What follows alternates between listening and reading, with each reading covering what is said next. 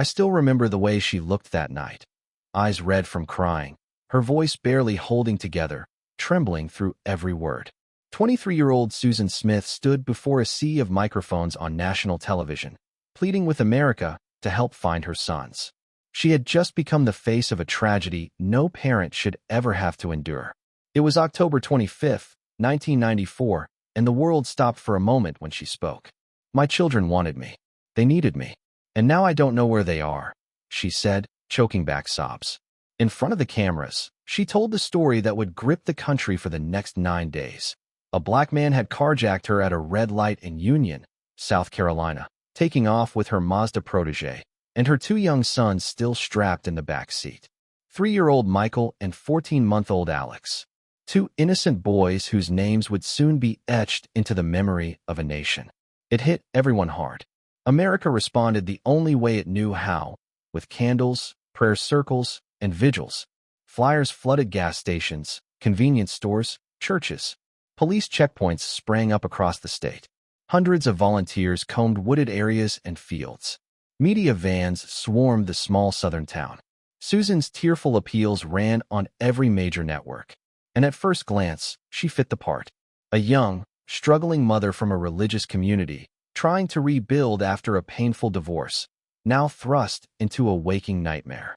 But something about her story, it stuck with me, not in the way it should have. I've covered a lot of tragedies. You start to learn the difference between pain that comes from the gut and the kind that comes from somewhere else. Maybe it was the way she looked at the cameras a beat too long. Maybe it was the carefully applied makeup. Or maybe it was just instinct. Still, I wanted to believe her. We all did. Union was a place where everybody knew everybody. 1 high school, 1 Walmart. A population just under 10,000. People here left keys in their cars. Kids played in front yards until dark. The idea that a random act of violence, and not just any act, but one involving the abduction of 2 toddlers, could happen here was unthinkable. And that's exactly why it was so believable. Because if it could happen here, it could happen anywhere. I flew into South Carolina the morning after her first press conference. The air was heavy with grief. I watched as strangers left stuffed animals outside the Smiths' front porch. I spoke with pastors who'd offered comfort to the family. I listened to police updates that always seemed just a little too vague. At the center of it all, Susan. Her face was everywhere. Not glamorous, not polished, just real. That was her power. She looked like someone you'd trust, someone you'd cry with, someone you'd hug if you saw her break down in the grocery store. But as I watched her walk past cameras, as I listened to the public weeping with her, a quiet voice in the back of my mind was already asking the question no one wanted to hear. What if she wasn't telling the whole truth? The timeline was clean. Too clean. According to Susan, it happened just after 9 p.m. She said she was driving down Monarch Mills Road after leaving a stoplight near a lake, her kids in the back, when a black man jumped into her car at a red light, pointed a gun at her, and told her to drive. She claimed she followed his orders for a few miles before he forced her out of the car and drove off with her son still inside. It was the kind of story that makes your stomach turn, random, violent, senseless. But to the Union County Sheriff's Office, and quietly, to a few of us in the press, something didn't sit right. Day 1, they pulled surveillance from nearby gas stations. No sign of the Mazda. Day 2, they canvassed traffic lights and homes near the lake. Still no witnesses. Day 3, Susan repeated her account. Same timing, same tone, no new details. The sheriff started holding back certain facts from public updates, just to see what might leak from her next. I remember sitting outside the sheriff's department that Thursday afternoon, watching a group of officers pass around a crude map. They didn't look energized. They looked frustrated, tired, suspicious. One told me off the record that they were double-checking the light patterns on Monarch Mills, trying to figure out if it was even possible to have been stopped at a red light where Susan said she was. Turns out, it wasn't. The light she described? It didn't stay red that long. Not at that hour. Not unless someone was coming from the opposite direction. And there were no other cars. No witnesses. Then came the route. The distance between her workplace, her mother's house, the lake, and the supposed abduction point. It didn't add up. She would have had to drive in a strange loop, almost aimless, with no clear reason for being where she was. By day 4, the FBI had joined the case. The sheriff's office was polite in front of the cameras, still calling her the mother of the victims, still protecting the integrity of the investigation. But behind the scenes, they were shifting focus. Susan was no longer just a grieving parent. She was now a person of interest. And yet, she kept showing up on camera. Calm, steady, crying at the right moments. She thanked volunteers. She hugged strangers. But the grief started to feel, not fake, but managed, controlled. One former police officer told me something I never forgot. The more you lie, he said, the more you try to help. And Susan tried very hard to help. Too hard. She offered to take a polygraph. Failed it. Said she was just nervous. Took another. Failed that too. Her story never changed, but her eyes started to. She stopped looking at reporters. She started showing up less often. I interviewed a retired FBI profiler on day 6. He didn't speak directly about Susan, but when I asked about patterns in parental abduction cases, he leaned forward. If a story doesn't change, he said, but everything around it starts to fall apart. Timing, location, facts. Then someone's holding the lie too tight. That's when you press harder. And that's exactly what they did. They brought her in again. A long, quiet interview. No handcuffs. No accusations. Just time and pressure. On the outside, the media still rallied behind her. The public still wept for her. But inside the interview room, Susan Smith was starting to bend. And something dark, something no one was ready for, was beginning to rise to the surface. It was day 9. By then, most of us in the press had learned to live on bad coffee and adrenaline. We'd stopped expecting good news. We were just waiting for something. Anything. The tension in Union felt like a rope pulled too tight. Then it snapped. On November 3rd, Susan Smith walked into the Union County Sheriff's office and confessed. Not to helping a kidnapper. Not to hiding the truth. But to killing her sons. She told investigators she had driven to John D. Long Lake that night with Michael and Alex in the back seat. She parked her car at the edge of the boat ramp, got out, and, after a moment that must have lasted forever, released the parking brake. The car rolled slowly into the black water. The boys were still strapped into their car seats. Alive. Awake. As the water rose, Susan stood on the shore and watched. When I first heard the news, I didn't believe it. None of us did. It felt too grotesque to be real. But within hours, the recovery teams were mobilized. Divers entered the lake. The sun had barely risen when they pulled the Mazda Protege from the depths. The images will stay with me forever. The car was intact, silent, heavy, dripping. Inside, 2 small bodies. Michael was slumped forward in his booster seat. Alex was still cradled in his rear-facing carrier. Both boys were dressed in pajamas. The lake had taken the life out of them, but not the innocence. No one spoke at the scene. Not the divers, not the investigators, not the journalists. There are moments when even professionals have to stop being professionals. That morning, we were all just people, some crying, some frozen, all broken by the unbearable truth. Susan didn't resist. After her confession, she was booked into the county jail. A mugshot replaced the mother on TV. The woman who had cried on national television for her sons, who had made us all cry with her, was now behind bars. The town collapsed inward. Union wasn't just grieving anymore. It was betrayed.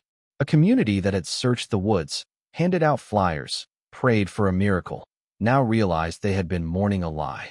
I remember walking back to the lake that evening. The boat ramp was cordoned off, but I stood just outside the tape, looking at the still water. No ripples. No current. Just a mirror reflecting the late autumn sky. It didn't look evil. It didn't look tragic. It just looked quiet. And that silence, that deceptive stillness, was exactly what made it so haunting. Susan had stood here. She had looked into that water. And she had decided to let go. Not by accident. Not in panic. But by choice. That's when the horror became real. The question came quickly, relentlessly. Why? Why would a mother, even a troubled one, do something so final, so monstrous, to her own children? The public wanted answers. So did I. In the days following her confession, a narrative began to emerge. Not from Susan's own mouth. She never gave a public explanation, but from letters, interviews, and fragments of her life that investigators started piecing together. At the center of that puzzle was a man named Tom Finley. Tom was Susan's former boyfriend, the son of a wealthy local businessman. Educated, clean-cut, charismatic. And unlike Susan, he had options. Their relationship had been brief, a few months, off and on. Enough to stir her heart, but not enough to anchor his. Shortly before the night at the lake, Tom had sent Susan a letter. It wasn't cruel, just clear. He cared about her, but he didn't want children. He wasn't ready for that kind of life. He needed something simpler, cleaner. And Susan? She wanted him more than she could admit. Maybe more than she wanted to be a mother. She'd already lost control of her life once, after her parents' divorce, after her father's suicide, after a teenage affair with her stepfather, after a failed marriage. Now, standing at the edge of losing one more person, she snapped. The prosecution argued that the murders weren't spontaneous. They were calculated, an attempt to clear a path to Tom. In Susan's mind, without the boys, maybe he'd come back. Maybe she could finally have the life she thought she deserved. It was a motive so warped, so implausible, that it only made the truth more grotesque. But there was another side to her, too, one the defense highlighted in court. Diagnosed with dependent personality disorder and major depression, Susan had long shown signs of deep emotional instability. She wasn't just emotionally needy, she was emotionally drowning. And when she felt abandoned, she collapsed into darkness. A clinical psychologist at trial described her mind as a trap. She didn't want to kill her children to be free. She believed there was no life without love, and no love if she wasn't enough. And that, to her, meant being childless. It's important to understand, not to excuse, never to justify, but to grasp how someone can get lost so deeply in the spiral of emotional desperation that reason vanishes. I don't think Susan Smith woke up that day planning to kill, but I do believe she drove to that lake knowing no one was coming to save her from herself. She made a decision. Cold, cruel, permanent. And then she cried for help, not because she regretted the act, but because she regretted the outcome. Tom didn't come back. The nation didn't forgive her. She wasn't a martyr. She wasn't a monster. She was something worse, a human being who chose to kill the most innocent for the chance at something that never existed. And in that moment, Susan Smith became one of the most hated women in America. When Susan Smith confessed, it wasn't just the town of Union that broke. The entire country staggered. But it wasn't just the murders. It was the lie. For 9 days, America believed a black man had abducted 2 white children at gunpoint and vanished. That detail wasn't incidental. It was central to the story Susan sold us. She didn't just invent a carjacking. She invented him, the phantom figure of American fear, a violent black stranger lurking in the dark. And we, media, law enforcement, the public, we ate it up. Police immediately launched manhunts focused on black neighborhoods. Officers stopped black men matching vague descriptions. Sketches circulated: tall, thin, dark skin, knit cap. News anchors repeated the details every hour. Volunteers whispered suspicions. All of it built on a lie Susan knew would work. She didn't just weaponize motherhood. She weaponized race. And when the truth came out, when we saw that there was no mystery man, no red light ambush, no outsider threat, there was shame. Deep, national shame. I interviewed a black pastor in nearby Spartanburg days after the confession. He didn't shout. He didn't rage. He just said, "We knew she was lying. We just didn't think anyone would listen if we told you." He was right. The country had seen this playbook before. From the Scottsboro Boys to the Central Park Five, false accusations by white accusers against black men had long fueled injustice. Susan's lie wasn't new, but it came wrapped in a mother's tears, and in America, that still carries weight. Newsrooms across the country began issuing editorials. "We failed," one headline read. Another asked, "Why did we believe her so quickly?" Some tried to analyze the psychology of the collective delusion. Others called it what it was: racism dressed as tragedy. Even the sheriff admitted later that Susan's description had pushed the department toward early bias. "We were looking in the wrong places," he said, "and we lost time because of it." It's one thing to be misled by grief. It's another to be misled by our own stereotypes. Susan Smith had given us a villain, and we chose to believe he looked like the ones from our worst assumptions. That's what made her lie so powerful. Not just that it was evil, but that it worked. In the end, the nation wasn't just mourning 2 children. It was mourning its own reflection, a hard, uncomfortable look at how quickly we jump to conclusions when fear and race collide. Susan's betrayal didn't just fracture trust. It exposed it. And no matter how many years pass, no matter how often she appears before a parole board, her story remains a wound we haven't fully healed. It's been over 30 years since Susan Smith stood in front of those cameras, crying for help. Today, she's inmate number 221487 at Leith Correctional Institution in South Carolina. A far cry from the suburban mother once embraced by a grieving nation. Now, she's just another name in the system, and yet, not forgotten. She was sentenced in 1995 to life in prison, with the possibility of parole after 30 years. At the time, the courtroom was divided between fury and pity. The jury didn't recommend the death penalty, citing her mental health and emotional instability. But no one called her innocent. She was 23 when she killed her sons. Now she's 52. Her prison life has been complicated. Incarceration records show multiple infractions over the years, including sexual relationships with prison guards, both of whom were fired and charged. She's been disciplined for self-harm, for contraband, for disobedience. Some call it manipulation. Others say it's just more evidence of a woman still trapped inside the same emotional chaos that drove her to the lake. In 2024, she went before the parole board for the first time. She said she was no longer a danger to society. She expressed remorse. But the board didn't hesitate. Unanimous denial. The public reaction? Predictable. Keep her in, one headline read. She killed babies. That doesn't go away. The families of Michael and Alex didn't speak to the media. They haven't for years. Grief that deep doesn't need fresh commentary. It lives in silence. And maybe that's where this story belongs now, in silence. I drove back to Union not long ago, just to see it again. The town has changed, of course. The Walmart expanded. There's a Starbucks now. The lake, though, the lake is the same. John D. Long Lake sits quietly under the South Carolina sky, its surface still and cold. The boat ramp where Susan rolled the car into the water is chained off. A small wooden sign asks visitors to respect the area. There's no plaque, no marker, just water. I stood there alone for a while. The breeze was light, birds somewhere in the distance. It felt peaceful, too peaceful.